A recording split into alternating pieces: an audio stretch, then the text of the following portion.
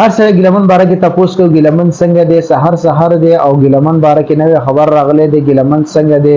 نو بیګا کې څنګه څه پوښتنه خلکو کول خلکو به قاعده وړاندې جوړ ګلمن او فاش شوی دی ګلمن الله فقوبه تاسو به هم فلم کتلی وي او شوشبي د باندې هر بیګا په هر پلاتفورم باندې شیر خلکو وړاندې کول او ګلمن او فاش شوی دی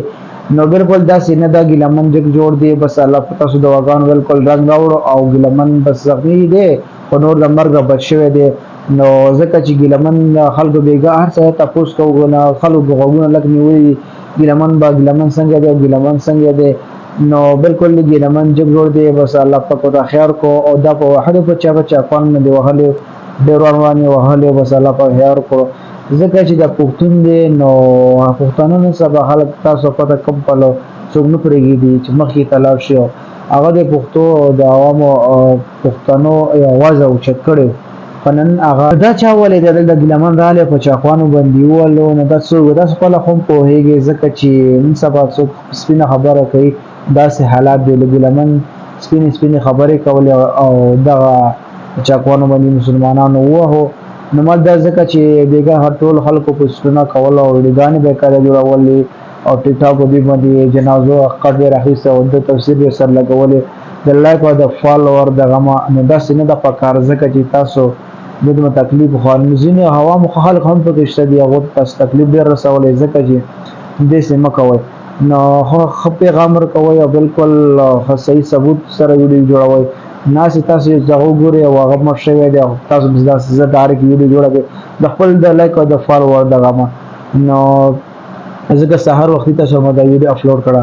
نو ګلمن ته دواګانې کوي او ان شاء الله الله پاک بالکل بچ کړی د مرګ لا نو دواګانې ته کوي الله پاک دې ضرور دی نو زين څه پتا څه پته دا چې پښتون ولې مخکې نه جیت لګي پښتون ولې چې لګي پښتونو کې یو پښتون تکړه پښتون را پاسيږي او هغه دغه سیاست داسي چې په چا خوانو هي څو دی وځي څو یا هاټوي داسې پکارو سره کیږي موږ باندې درخواست کوو چې ځکه چې داسې د پټ خلک را پای راونی سي او داسې ځکه دا کار ډیری یو پښتون یو قسم نه مخکې د پښتنو आवाज جکی چې आवाज په جکی د ځان باندې سر غم نه کوي ځکه چې بس دا وځي سر دې په تلکی ګرځي صفه خبره ځکه چې نو دغه زیالات چې څوک خپل حق غواړي دغه زیالات مداوی تاسو سره شریک هم د یو مختمر بروسه لازمي شریک د ځکه چې د ګلمن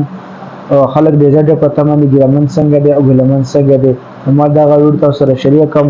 او مختمر بروسه لازمي شریک او نو پیج ما څوک نیوي چې زموږ د فیسبوک پیج لپاره لازمي فالو کړئ یوټیوب چینل د ویډیو ګورئ مختمر بروسه لازمي شریک او خیر چرته بیا موږ ګلمن ته ډېر د وغانې کوي الله پاک دې روکي او